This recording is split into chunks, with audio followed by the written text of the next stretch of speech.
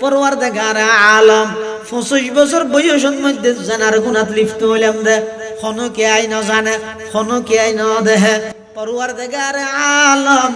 অনে তো জানন অনে তো দেখিয়ন আয়া যে 50 বছর বয়স হই হই দাড়ি সাদা হই হই খালিয়া মরগিম না ফোর মরগিম না কে এখন মরি যে কোনো বিশ্বাস নাই ও আল্লাহ